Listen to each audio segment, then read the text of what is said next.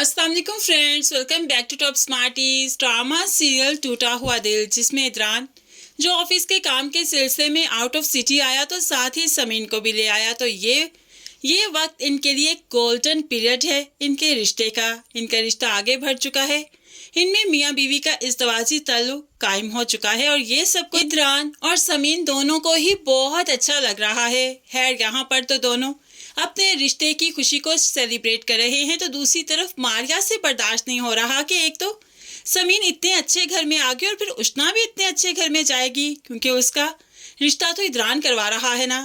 अब वो उष्ना के लिए तो ये सब कुछ नहीं होने देगी, इसलिए अपनी माँ से फ़ोन करवाती है उष्ना की माँ को, जो कहने लगी, देखिए मैं मुराद की माँ बात कर रही हूँ। हमें मालूम पड़ा है कि आपकी बेटी तो बदकिरदार है, किसी अमीर के साथ उसका ताल्लुक रह चुका है और वो हवालात में भी जा चुकी है उसके पीछे। ना ना ना, हम लोग ये रिश्ता नहीं करेंगे। हमारे बारे में इदरान साहिब को खुद ही मना कर दीजिए, वरना हम सारी असलियत उसे बताएंगे और आपकी बेटी का फिर क्या ही होगा, कहीं रिश्ता नहीं होगा। इसलिए हम तो इदरान साहिब को मना नहीं कर सकते, लेकिन आप ही मना कर दीजिए कि आप हमारी तरफ रिश्ता करना नहीं चाहती। नैरा बेगम ने जब बेटी के बारे में ये सब कुछ सुना, जो कि सच भी था, तो काफ़ी ज़्यादा परेशान हो गई। जल्दी से बेटी के कमरे में गई, जो कि किसी से फ़ोन पर बात कर रही थी।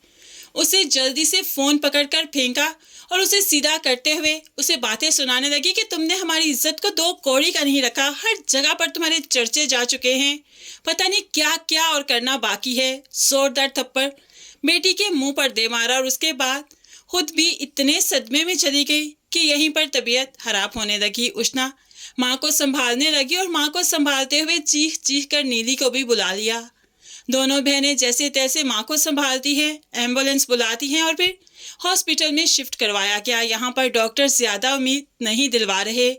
माँ तो अभी आंखें भी नहीं खोल रही और उष्ना और नीली काफ़ी परेशान है। शुजात साहिब काफ़ी परेशान है। दूसरी तरफ समीन को भी इन्फॉर्म कर दिया गया, वो भी अब जल्द अज जल्द वापस आएगी।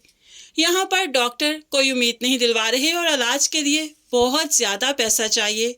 समीन भी जो वापस आ गई तो उष्ना तो भड़क उठी। अब वो इसे कहिए ना कि अपने शोहर की कमाई से थोड़ी कमाई हम पर खर्च करे, अपनी माँ के इलाज पर। क्या इतना भी नहीं कर सकती ये?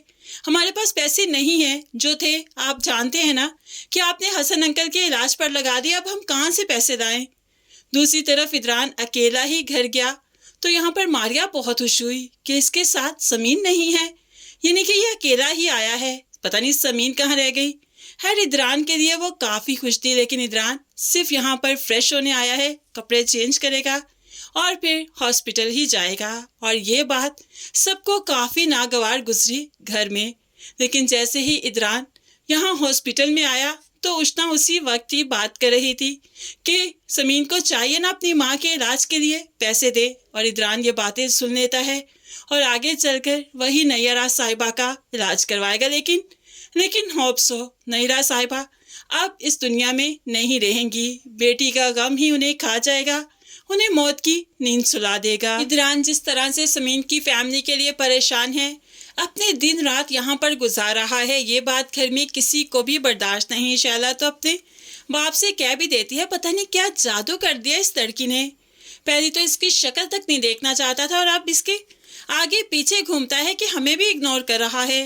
गयूर साहिब भी इस बात पर एतराफ़ करते हैं कि वाकई ऐसा सब कुछ हो रहा है। लगता है समीन और इदरान का मैच मैंने मिस मैच कर दिया। इदरान की ज़िंदगी में समीन जैसी लड़की को नहीं आना चाहिए था, वो तो उसी के घर वालों का होकर रह गया, हमारी तो फिक्र ही नहीं करता। वैसे देखा जाए तो इंसान बड़ा ही नाशुक्रा है। पहले गयूर साहिब को ये टेंशन थी कि उनका बेटा ज़िंदगी नहीं जी पा रहा, ज़िंदगी के रंगों को इंजॉय नहीं करता, और अब जब ज़िंदगी जीने लगा है, उसके रंगों को इंजॉय करने लगा है, कोई पार्टनर उसे मिल गया, उस पर मोहब्बतें निछावर करने लगा है, तो फिर भी गयूर साहिब को एतराज़ है। आहर लोग कब किस हाल में खुश होते हैं, किसी भी हाल में नहीं। और शायद फिर यही इंसानी फितरत है कि इंसान किसी हाल में खुश नहीं रह सकता।